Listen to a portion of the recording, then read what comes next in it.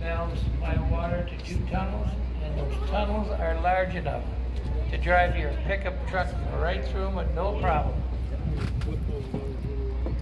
So now we open the valves. You got to make sure the ones behind us are closed. Open the ones in front.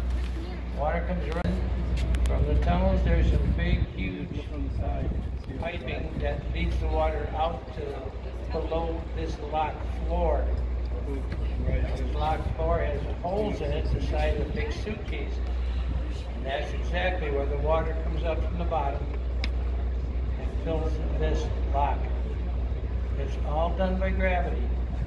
So it'll start slow, then it's going to pick up speed, and then it's going to slow down. That's about the normal process for filling something. And the way I look around, there's no vessel stopping us or any filling going on. So we should do this in 10 minutes. 1 million gallons a minute. Not too bad.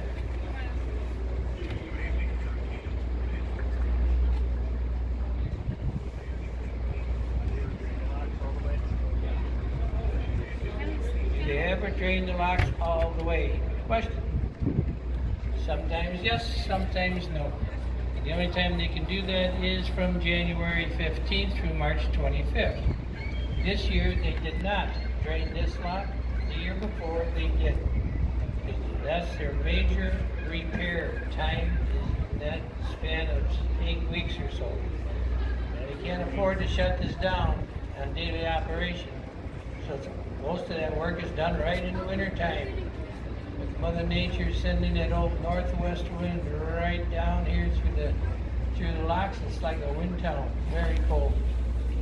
And what I've seen them do is they'll take and put a barge on the end we just came in. And when they drain the water out, that barge sits on the floor. And they'll stay there for that 8 weeks. And they use that barge as their workstation, their lunchroom, their heat source, porta potty, all of the above. Now the question is, how did they get to the barge? Seeing as there's no ladders, there's no secret doors. Well, you ever see that nice yellow scaffolding you see in construction sites?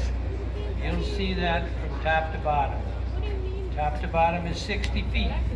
So when they go down that scaffolding, they better make sure they do not forget anything. That's a lot of climbing. I haven't heard anything so far as repairs this year, but like I say, busiest time for repairs is in the winter. Now the American locks are open 24 hours a day, 7 days a week, March 25th, January 15th. Go on your knees. It's a little safer. At the close of navigation season, the locks are drained, inspected for damage, repaired, and left to dry until spring. Now when the new navigation season begins, there can be up to 5 feet of ice on the St. Mary's River and large portions of Lake Superior. Now in places, Lake Superior, the ice can get over 20 feet thick. Yeah, I said that right, 20 feet thick. How does that happen?